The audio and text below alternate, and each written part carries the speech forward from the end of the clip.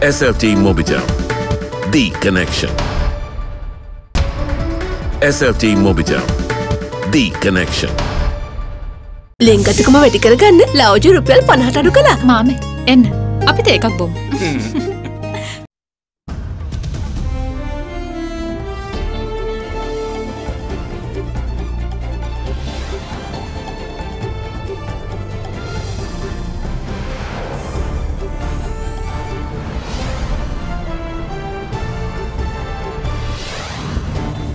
Tonight, giant strides. A professor of immunology and molecular medicines believes that COVID-19 is a blessing in disguise. When you compare the last 50 years versus the last year, the laboratory sector in Sri Lanka has developed so fast. What to do?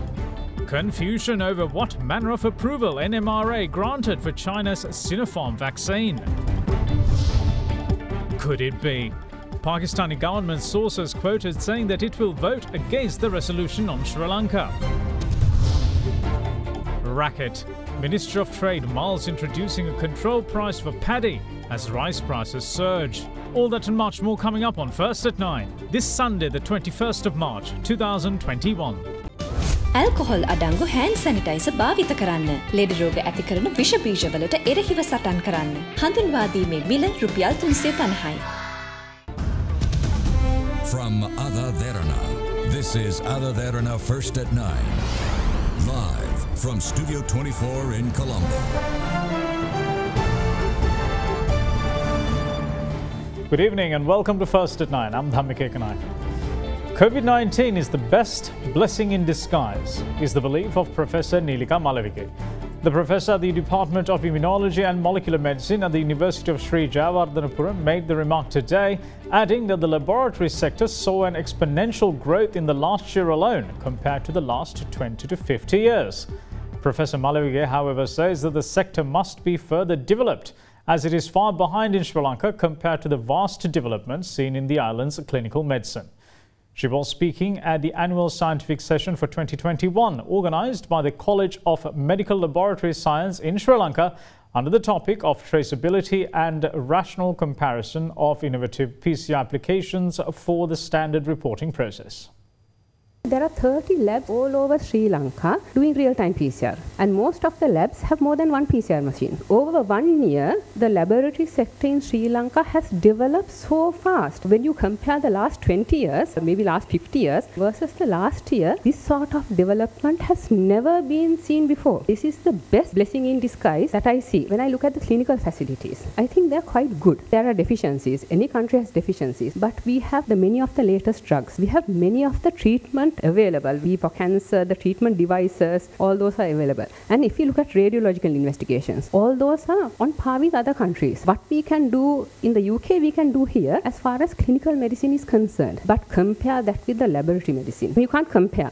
The laboratory medicine is lagging so behind in Sri Lanka when compared to clinical medicine. And this is a huge problem because we know that the world is developing in such an advanced state. Clinical medicine being developed is really, really good. But the laboratory medicine needs to be developed equally fast. Otherwise, we will be nowhere. We are very proud of our healthcare system, that it's on par with that country, this country. Yes, it is. But that is actually our doctors, our medical teams, everybody is working under extreme conditions. And sometimes you do make mistakes. We all know that. And to facilitate things, to make things faster, we need to develop the laboratory sector. Professor Neelika Malavige at the Department of Immunology and Molecular Medicine of the University of Sri Jayawardhanapura went on to say that the machines and the newly established laboratories in the country can be used for gene expression analysis, cancer treatment monitoring, and many other medical studies once the pandemic ends. So all these 30 machines or the 30 labs we have everywhere can be utilized for these things. One day COVID will be finished. We can use these for gene expression analysis, which are important for cancers, for cancer treatment monitoring,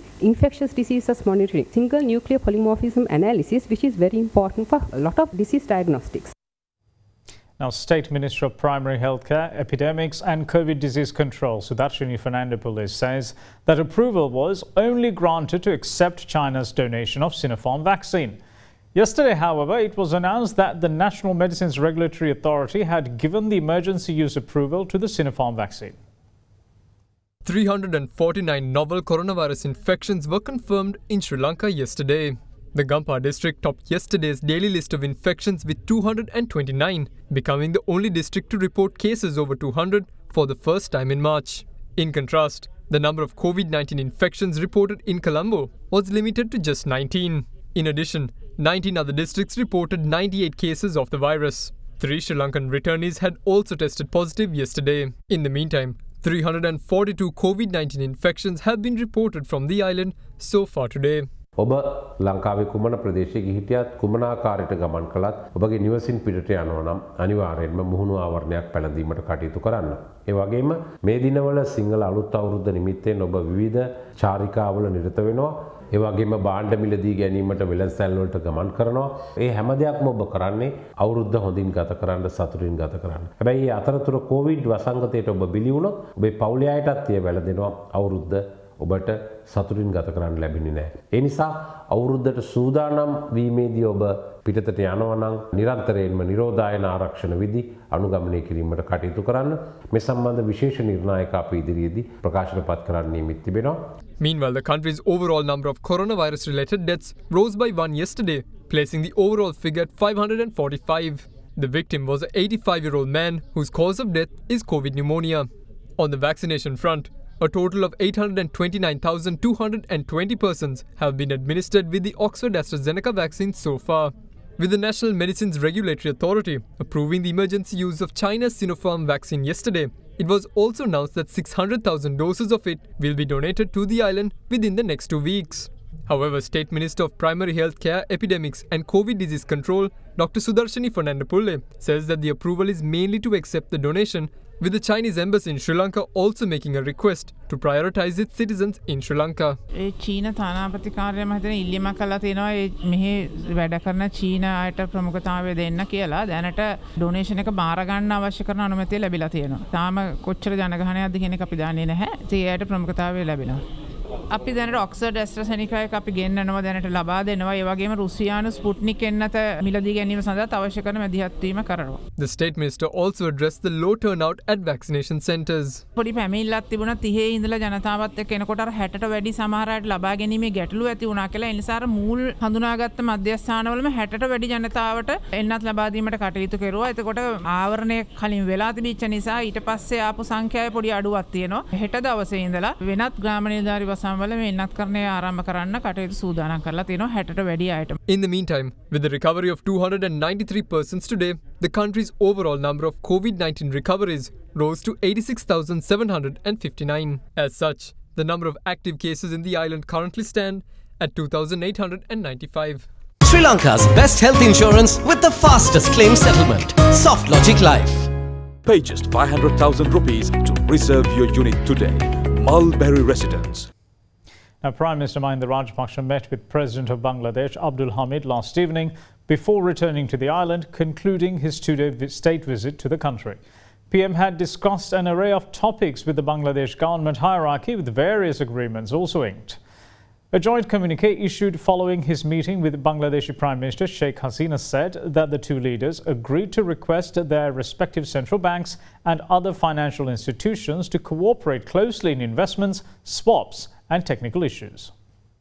Prime Minister Mahinda Rajapaksa yesterday held talks with Bangladeshi President Abdul Hamid at the President Palace, Banga Bhavan. The two leaders had discussed the challenge arising when dealing with the COVID-19 pandemic. The Prime Minister's media division said that the Bangladeshi President had expressed readiness to provide higher educational opportunities for a considerable number of Sri Lankan students in his country. Afterwards, Prime Minister Rajapaksa returned to the island after concluding his two-day state visit to Bangladesh.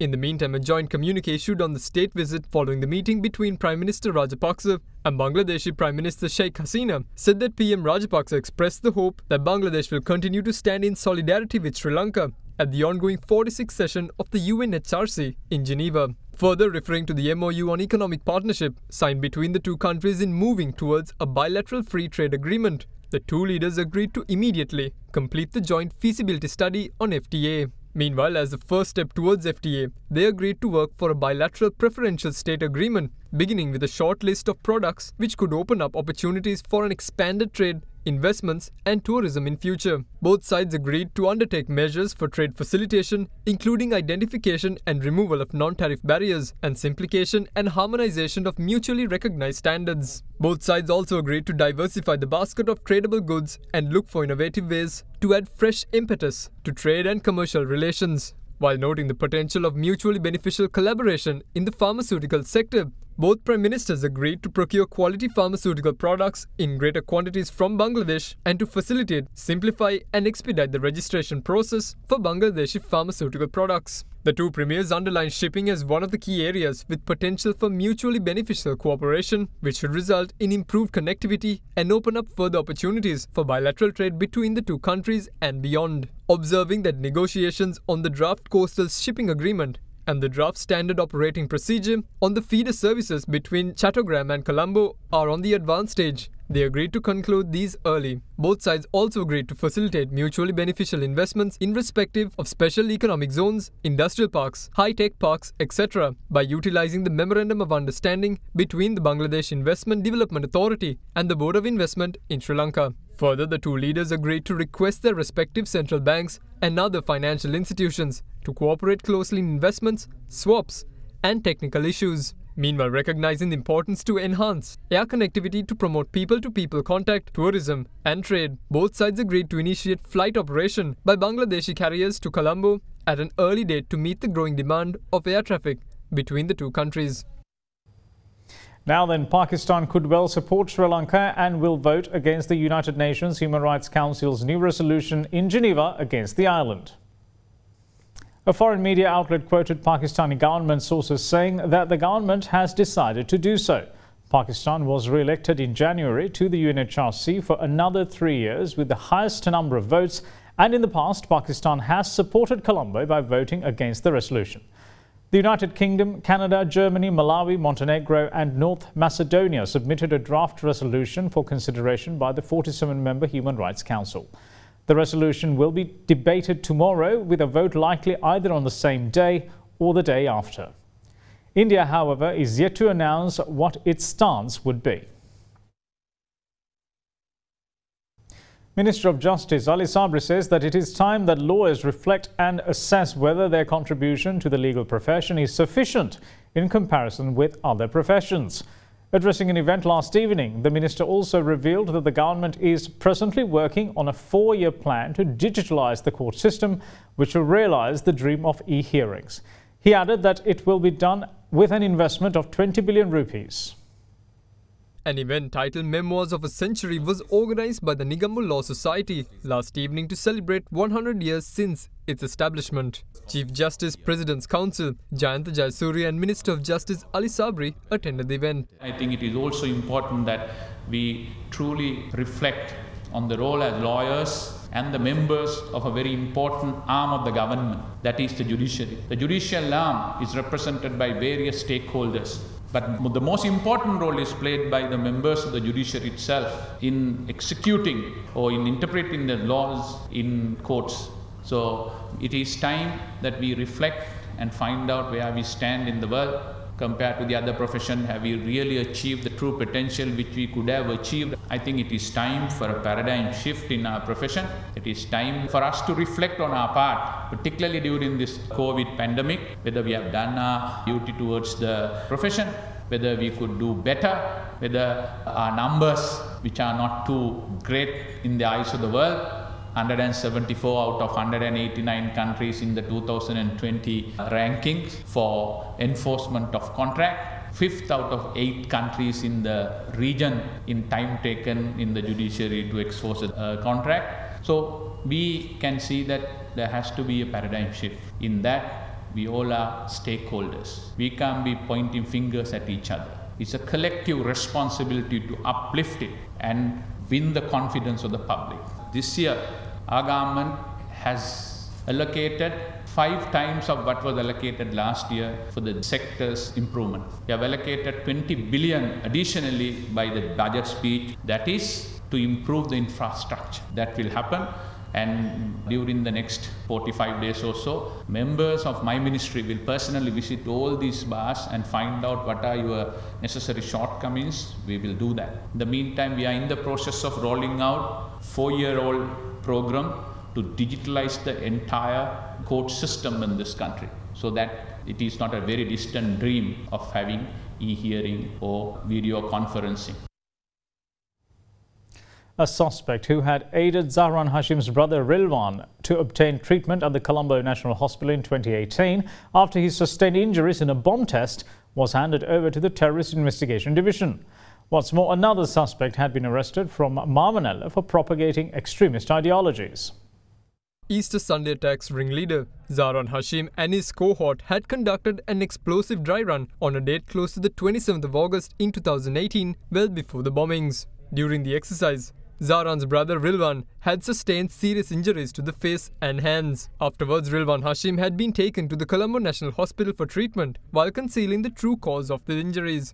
A suspect who was in remand for aiding the process has now been handed over to the Terrorist Investigation Division for further investigations. 27 වෙනිදා කාතන්කුඩි ප්‍රදේශයේ පදිංචි පුද්ගලයෙක් ඊයේ ත්‍රස්තක්‍රියා විමර්ශන කොට්ටාශය මගින් අත්අඩංගුවට ගනු ලැබුවා. ඔහු පොලිසිය මගින් අත්අඩංගුවටගෙන බන්ධනාගාරගත කර සිටි පුද්ගලයෙක් ත්‍රස්තක්‍රියා විමර්ශන කොට්ටාශයේ අධිකරණයෙන් ඉල්ලීමක් කරනු ලැබුවා. ඔහු බාර දෙන ලෙස විමර්ශන සඳහා ඒ අනුව අධිකරණය ඔහු ත්‍රස්තක්‍රියා විමර්ශන කොට්ටාශයට බාර දීමට කටයුතු කර තිබෙනවා. In the meantime, a person who had been deported from the United Arab Emirates to Sri Lanka and had subsequently propagated extremist ideologies has been arrested by the Terrorist Investigation Division from the area of Marmanella. The 44-year-old suspect had been deported from the UAE for raising funds for extremist ends. With that being the case, Minister of Justice Ali Sabri had this to say about the progress of investigations into the Easter Sunday terror attacks. පාස්කු ප්‍රහාරය සම්බන්ධයෙන් නීතිපතිතුමා ලිපිගොනු එතුමාගේ අධීක්ෂණය යටතේ විමර්ශන කරගෙන යනවා. ඒ විමර්ශන සිදු කරනවා CID එක, TID එක ඇතුළු සම්පූර්ණ පොලිස් දෙපාර්තමේන්තුව විසින්ම. ඒවයි සමහර වාර්තා නීතිපතිතුමාට ගිහිල්ලා තියෙනවා. ඉක්මනට අධිචෝදනා ඉදිරිපත් කිරීමට කටයුතු කරයි කියලා තමයි අපි බලාපොරොත්තු වෙන්නේ. ඒ සම්බන්ධයෙන් සරත් වීරසේකර අමාත්‍යතුමා නිරන්තරයෙන්ම නීතිපතිතුමා හා පොලිසියත් එක්ක සම්බන්ධ වෙලා ඒ කටයුතු කඩිනම් කරන්න කටයුතු කරමින් සිටිනවා. We will see you on the other side of this break. Bear with us.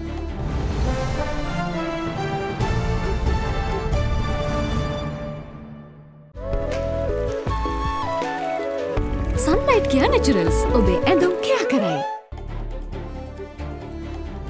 Welcome back. You're watching First at 9. Now, the Minister of Trade is now mulling the possibility of introducing a control price for paddy, with importing rice stocks being the short-term solution to address the surging prices of rice in the market. Despite there being a control price for rice in the market, retailers are unable to sell rice at the stipulated prices, since the price at which the rice millers release stocks to the market is far steeper. Though the government attempted to compete with the prices rice millers pay when purchasing paddy, the desired results have not been materialized. Consumers and retailers complain that rice prices continue to rise, surpassing the control price imposed by the government. The opposition claims that several millers affiliated to the government are manipulating the market to ensure that prices of rice go up. ආණ්ඩුව කිව්වා ඩඩ්ලිත් එක තරග කරනවා නිපුණත් එක තරග කරනවා නිහුරත්තත් එක තරග කරනවා අපි ඒ කට්ටියේ ගාන ගෙවලා අපි හාල්ට් වී ටික ගන්නවා කෝගත්ත වී ප්‍රධාන ඇමතිවරයෙක් සතුව තමයි මේ තුනෙන් එකක්ම ඒක තියෙන්නේ. ඒකද මේ මාෆියාව. අපි සමගි ජන බලවේගී විදියට එතුමා විසින් මෙහෙම එකක් කරන්න හදනවා කියලා අපි චෝදනා කරන්නේ නැහැ. හැබැයි ඇත්ත කතාව තුන් දෙනෙක්ගේ අතේ තමයි මේ රටේ හාල් මාෆියාව තියෙන්නේ. මදක චමල් රාජපක්ෂ අමාත්‍යවරයන් පහුගියදා කියලා තිබුණා. ලංකාවේ වී නිෂ්පාදනයෙන් තුනෙන් එකක් මිලදී ගන්නේ ඔහුගේ ආණ්ඩුවේම අමාත්‍යවරයෙක් කියලා. ඒ නිසා ඔවුන්ගේ රැකවල් සහ අනුග්‍රහය මත තමයි මේ ඒකාධිකාරීත්වය නිර්මාණය වෙලා තිබෙන්නේ. ගරු අග්‍රාමාත්‍යතුමාගේ ප්‍රධානත්වයෙන් පැවතිච්ච සාකච්ඡාවක තීරණයක් ගත්තා. දැනට තොග වශයෙන් එක්රැස් කරගෙන තියෙන සහල් රජයේ මිලදී අරගෙන අඩු මිලට වෙළඳ පොළට දාන්න.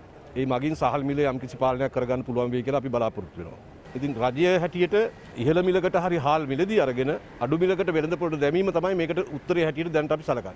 The All Island Association of Wholesalers and Retail Sellers of Essential Foods, however, is of the view that the government must import rice to decimate the mafia of rice millers. අපිට 96ට විකුණන්න 95ට හරි හාල් දුන්නොත් අපි 96ට විකුණනවා. අවස්ථාව හැටියට අපි රුපියලක් ඇති. ලංකාවේ 110 ගොවියෝ ඉන්නේ. ඒතර 190ක් ඉන්නේ පාරිභෝගිකයෝ. ඒ හින්දා අපි කියන්නේ පිට රටින් හරි දැනට පොන්නි සම්බ ගෙන්නන්න පුළුවන් රුපියල් 60කට 70කට කිලෝ එකක් ලංකා මුදලේ. ගෙනල්ලා ඉවරලා මාස 3කටත් සෑහෙන්න. ඒ වෙළඳපොළ නිකුත් කරන්න. ඒතර මේ ආණ්ඩුවෙන් කිව්වේ රුපියල් 50ට වී ගන්න කියලා. ඒ වුණාට මේගොල්ලෝ මේ රුපියල් 60ට 70ට මේ 80ට 90ට මේ රාඩු කීරි සම්බ ගත්තේ මොකටද? මේ රුපියල් 150ට වගේ මාකට් එකකට දෙන්න. Minister of Trade Dr. Bandula Gunawardena meanwhile had this to say about the situation.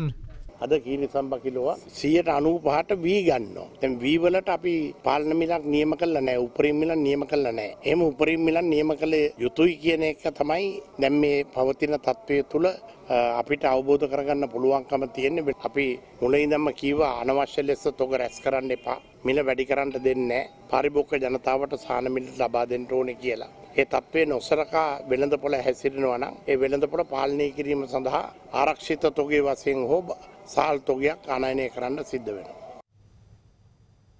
Now, the bus driver and the tipper truck driver involved in the tragic incident in which 14 people were killed yesterday were remanded until the 25th of this month. During the incident, it was noticed clearly that there was no space for two vehicles to pass each other on the road due to a rockfall that had taken place some time ago. What's more, it also came to light that the companies contracted for the construction of the road was informed, or in fact were informed, 3 times by the Road Development Authority to remove the rocks from the road which had fallen in November last year. 14 people lost their lives and dozens more were left injured as a private bus plunged down a 250-foot precipice in Passara yesterday. 5 of the survivors are in critical condition and are receiving treatment at the Provincial General Hospital in Badulla. The remains of the deceased were handed over to the relatives yesterday after PCR tests were conducted to determine whether they are COVID-19 infected. The 53-year-old bus driver too sustained serious injuries. The acting magistrate of Badulla arrived at the hospital premises to look into the health condition of the bus driver in order to proceed with legal action. It was decided to remand him until the 25th of this month. What's more, the police last night arrested the driver of the tipper truck which was involved in this tragic incident. The suspect was then produced before the magistrate and was remanded until the 25th. As per the CCTV footage, the bus and its passengers met with this tragic end owing to the road at the scene of the incident being obstructed. Rocks had fallen on the road, obstructing one side of the road, leaving no room for the 2 vehicles to pass each other. More concerning is that the rocks had fallen some time ago and left uncleared. Chairman of the Road Development Authority, Chandan Atuluvage, said that the rocks had fallen on the 22nd of November last year. He added that 2 private companies are contracted to construct the road and the authority had contacted them by way of a letter 3 times by the 10th of January this year asking them to remove the rocks. Though the company in question was contacted, they were non-responsive. Meanwhile, an official at the Badulla district office of the Road Development Authority said that there were plans to remove the rock, a part of which had fallen on the road. However, it has been delayed over concerns that by removing it can affect the houses nearby. In the meantime, one of the companies accused of failing to clear the rocks from the road was seen putting up warning signs and fencing at the site of the incident. What's more, the Ministry of Highways has appointed a 3-member committee headed by the Minister's Secretary to look into whether the Road Development Authority has erred in acting with regards to the construction of the road. Commenting on the incident, State Minister of Vehicle Regulation and Bus Transport Services, Dilum Amunugama, stated that obtaining the vehicle license will not be a sufficient qualification for passenger transport in the future. He added that steps will be taken to provide training to passenger transport before issuance of license.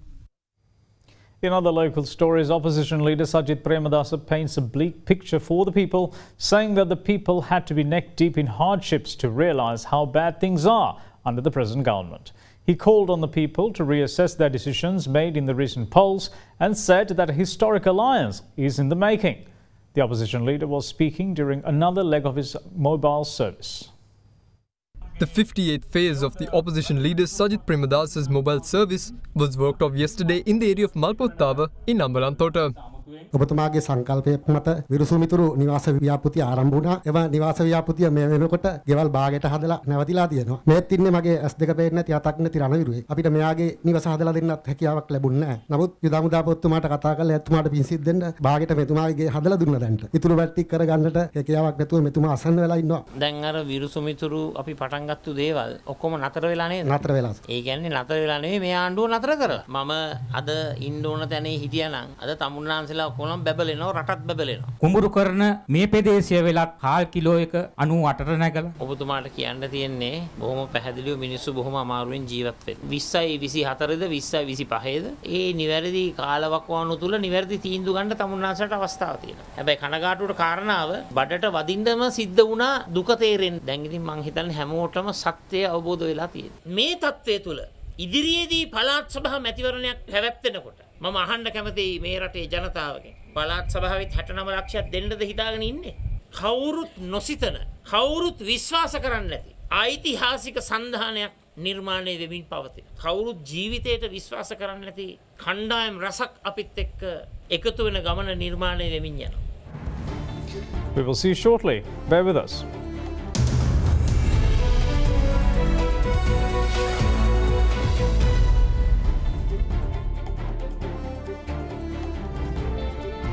Welcome back. This is First at 9. Now, selling pressure witnessed last week at the Colombo Stock Exchange is expected to continue during the week ahead as well. Last Friday, the all-share price index fell by 1.1% to 6,853.23, in fact 32, while the S&P SL20 index of more liquid stocks fell 0.62% to close at 2,757.45. Now, here's Dimantha Matthew with what we can expect at the Colombo bourse during the week ahead.